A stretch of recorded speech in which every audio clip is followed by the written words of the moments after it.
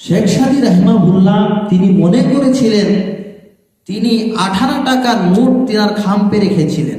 রাখার পর দীর্ঘদিন পরে শেখ সাদী রাহিমাহুল্লাহ তার টাকাকে খাম থেকে বের করলেন, মনে উদ্দেশ্য নিয়ে যে এই 18 টাকার আমি আটা কিনব।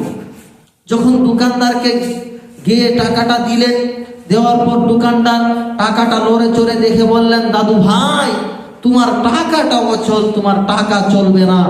এই কথা শুনে শেখ সাদী রাহিমাহুল্লাহ ধাম করে পড়ে কলা গাছের মতো বেহুশ হয়ে গেল। সেই আশপাশে 2-3টা ছেলে ছিল, নাতির মতো দৌড়ে আসলো। আসার পর অনেক সময় মাথায় পানি ঢালার পর শেখ সাদী রাহিমাহুল্লাহ সুস্থ হলেন, বেহুশ থেকে ফিরে উঠলেন। উঠার পর শেখ সাদী রাহিমাহুল্লাহ বলছেন আল্লাহ আল্লাহ, এইভাবে বলতেছেন। সেই সময় তার নাতি ভাইগুলো বলতেছেন, হে দাদু ভাই তোমার কি টাকার এত মায়া, সামান্য 18 টাকার নোটের জন্য তুমি বেহুশ হয়ে পড়ে গেলে। সেই সময় সেই শেখ সাদী রাহিমাহুল্লাহ তিনি বললেন, ও দাদু ভাই আমার 18 টাকার নোটের জন্য আমি বেহুশ হয়ে যাইনি, তবে কিসের জন্য বেহুশ হয়ে গেছি সেই কথাটা শোনো। এই 18 টাকার নোট আমি দীর্ঘদিন আমি অনেক যতনে আমার খামপে রেখেছিলাম। আমি মনে করেছিলাম এই 18 টাকার নোট চলবে। যখন আমি দোকানদারকে দিলাম সেই সময় আমার মনে বিশ্বাস আমার টাকা চলবে। যখন দোকানদার আমার টাকা নিয়ে নেড়ে চেড়ে বললেন, ও দাদু ভাই তোমার টাকা অচল, সেই সময় আমি কলা গাছের মতো ধারাম করে পড়ে বেহুশ হয়ে গেছি। কিসের জন্য বেহুশ হয়ে গেছি দাদু ভাই শোনো, সেই 18 টাকার জন্য বেহুশ হয়নি। আমার বিশ্বাস ছিল টাকা চলবে, যখন দোকানদার বলে দিল তোমার টাকা চলবে না। আর এরকম ভাবে আজকে যে আমি নামাজ পড়তেছি, রোজা রাখতেছি, হজ করলাম, আমার মনে বিশ্বাস আমার নেকি চলবে। যদি কিয়ামতের দিন আল্লাহ বলে দেয় শেখ সাদী রাহিমাহুল্লাহ তোমার নেকি অচল, সেই সময় আমাকে কে বাঁচাবে?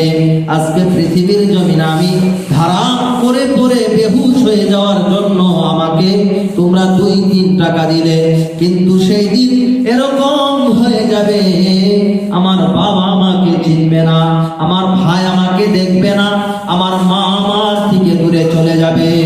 সেই দিন কোন মানুষের যদি 1 টাকার প্রয়োজন পড়ে, 1 নেকির প্রয়োজন পড়ে, তার মার কাছে গেলেও দিবে না, তার বাবার কাছে গেলেও দিবে না, এবং কি তার ভাইয়ের কাছে গেলেও সে 1 নেকি দিবে না।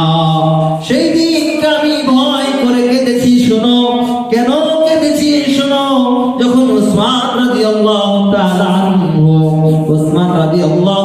আনহু বলেছেন আলামে বারযাখ, দারুল ইমতিহান, আলামে বারযাখ, পৃথিবীর থেকে বিদায় নেওয়ার পরে প্রথম পরীক্ষা হচ্ছে কবর। যদি কোন ব্যক্তি কবরে বেঁচে যেতে পারে তাহলে সেই ব্যক্তি সব জায়গায় বেঁচে যাবে। আর যদি কোন ব্যক্তি কবরে ধরা খেয়ে যায় তাহলে সে আর বেঁচে ফিরে চলতে পারবে না। আমি উসমান এর জন্য জাহান্নামে তো ভয়ানক, এর পরেও আমি জাহান্নামের কথা এবং জাহান্নামের বয়ান বলতে গিয়ে কাঁদি না। আমি যখন কবরের কথা আমি উসমান স্মরণ করি সেই সময় আমার চোখ দিয়ে পানি বের হয়ে আসে। তাহলে আমাদের বোঝা দরকার যে কবরটা কত কঠিন।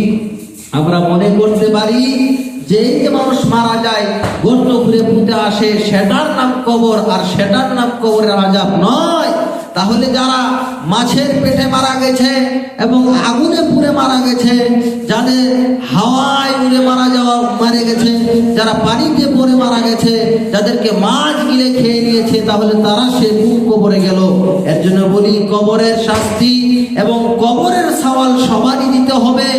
আপনি যদি মনে করেন যে আমি মান রাব্বুকা মা দীনুকা মান নাবিয়ুকা, এই তিনটা প্রশ্নর জবাবকে ভালোভাবে মুখস্থ করে যাব, তাও কাজ হবে না। কারণ সেই দিন আপনি বলতে চাইলেও আপনার মুখ বলবে না। সেই দিন শুধু ইমানের পরীক্ষা হবে।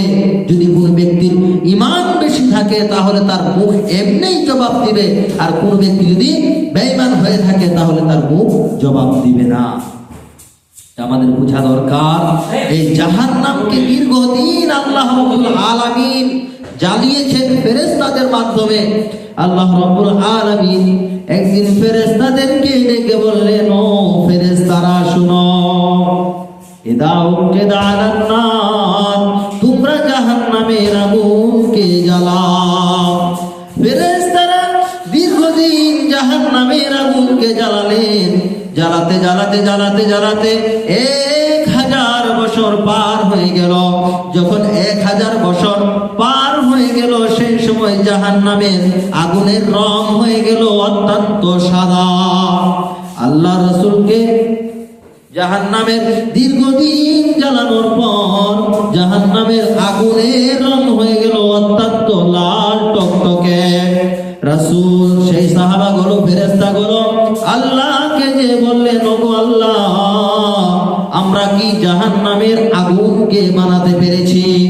সেই সময় আল্লাহ বললেন, সুম্মা উকিদা আলাইহা ফাসানাতিন, আল্লাহ বললেন, না না, তারা আবারও 1000 বছর জাহান্নামের আগুনকে জ্বালালেন।